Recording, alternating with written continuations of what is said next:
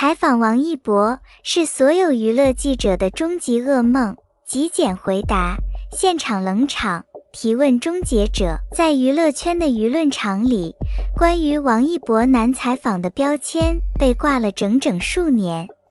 甚至连王一博本人都在镜头前坦诚承认，采访对我来说确实挺难的。听上去，这似乎是一个顶流艺人与媒体之间不可调和的矛盾，但事实真的如此吗？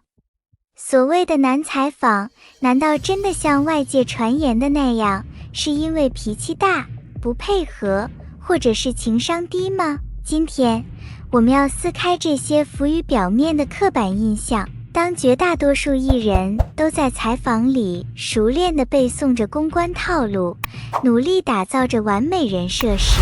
王一博的难采访恰恰成为了这个虚浮行业里最珍贵的一面真实之境。今天就请跟随黎春正的视角，一起深度拆解王一博难采访背后的4大核心真相，看清这位年轻人在聚光灯下究竟如何用极致的真诚与清醒，击碎娱乐圈的虚伪话术，拒绝假问题与套路化话术，坚守不说假话的底线。王一博采访的难，首当其冲源于他从不迎合荧幻的套路。在传统的娱乐采访中，记者习惯了使用预设前提的煽情提问，或者强行升华的套路化话术。换作普通艺人，或许早已顺水推舟，编造出一段感人至深的心路历程。但王一博的底层逻辑只有一条：不说假话，不装圆满。当遇到毫无实际意义的虚浮提问时，王一博会毫不留情地用随便、还好、不知道来极简回应。面对某些带有预设立场的伪命题，王一博甚至会直接当面点破，这是个假问题。这种不配合假装的直率，让那些极度依赖既定脚本，试图引导背诵标准答案的记者瞬间手足无措。王一博拒绝提供虚假的情感价值，因为在他看来，真诚比圆滑更重要，在于他极其清晰的个人边界感与事实导向。王一博的回答永远高度聚焦于事实与个人真实状态。比如，当记者带着煽情的语气询问他一个人独处时的深刻领悟，期待他能说出看书、沉淀、思考人生这种高大上的金句时，王一博却只会坦荡而真实地回答：吃饭、睡觉、看电影。王一博绝不为了迎合公众对完美偶像的期待去编造人设，也不主动延伸无关的话题来客套拉拢关系。这种问什么答什么，绝不画蛇添足的极简风格，在习惯了逢场作戏的社交场域里，自然容易被误读为冷场，则源于他在专业领域的深耕与硬核壁垒。当采访话题切入到摩托车赛车、滑板、街舞或是乐高组装等他真正热爱的领域时，王一博往往会瞬间打开话匣子，但与此同时，他口中会频繁喷涌出大量英文专业术语，赛车过弯轨迹的物理逻辑，或是滑板动作的技术代码。此时的难，责任不在王一博，而在于非垂直领域的记者如果没有做足功课，根本听不懂这些硬核词汇，更无法在专业层面接住话茬，最终只能导致沟通中断，高负荷下的效率优先，快准狠的极致表达。第4点是顶流高强度形成下的必然选择。作为站在行业顶峰的艺人，他的日常行程极其拥挤，许多采访往往被压缩在极短的时间窗口内。比如，曾经在短短11分钟内回答100个问题，这要求表达必须快、准、狠。在极致追求效率的当下，他根本无意，也没有时间去花言巧语地营造轻松聊天的温情氛围。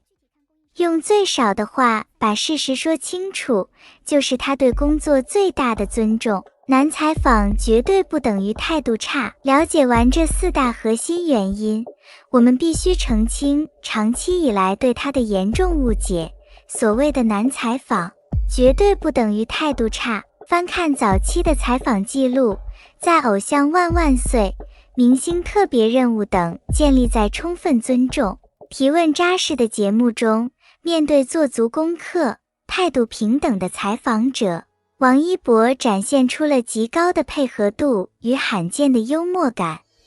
这充分证明沟通是双向的，关键在于采访方是否抛弃了套路，建立起真正的平等对话。而在2023至2026年这几年里，经历岁月沉淀的王一博，在应对媒体时更趋成熟与稳定。面对无端谣言，他选择了少说多做、法律维权的清醒路径。在采访中，他依然延续着那份直白与坦荡，却多了几分克制与从容。在一个习惯了戴着面具舞蹈的圈子里，王一博的难采访其实是他守护内心纯粹的一种方式。他用冷峻的外壳过滤掉了虚浮的阿谀奉承，用极简的表达捍卫了做人的真实底线。他不需要用漂亮的花画去伪装自己，因为他的汗水洒在赛道上，他的演技留在银幕里，他的真诚写在岁月中。不讨好，不伪装，不说假话，这不仅是他应对采访的风格，更是他在复杂世界里安身立命的人格底色。撕掉刻板标签，还原真实人性。王一博曾被前经纪人黑脸翻白眼，签字现场3次回头问话被无视。王一博非常不受前经纪人的喜欢，这一点王一博的粉丝们都知道吧？尤其当时王一博和经纪人一起坐电梯的时候，期间经纪人在他耳边说了句什么，然后一脸不耐烦地翻了个白眼，然后把脸扭向一边。就是这一幕让大家开始注意到这个经纪人什么来头。之前看我和我的经纪人节目的时候，发现艺人和经纪人的关系就是后者依附前者的，但是在王一博这里反着来，不止一次，粉丝好几次发现就是在公众场合，这个经纪人都对他很不礼貌的。比如还有一次给粉丝签名，当时现场围了很多粉丝要签名，王一博的手下压着一沓照片，此刻经纪人就在他身后站着。当时王一博看到照片后，评价这照片 P 得太过了，以为经纪人或说些什么，但意外的是，经纪人不知道是真没听到还是不想回答，直接忽略王一博。看到对方没有回应后，王一博就扭过头看向经纪人，但依然没有得到对方的回应。不得不说有点尴尬啊，起码现场那么多粉丝呢。于是王一博又扭过头对经纪人说，您没看过吗？这张康文姐。注意，王一博称呼经纪人是姐，或许经纪人真的比王一博年龄大些，但是艺人称呼经纪人为姐的不多吧。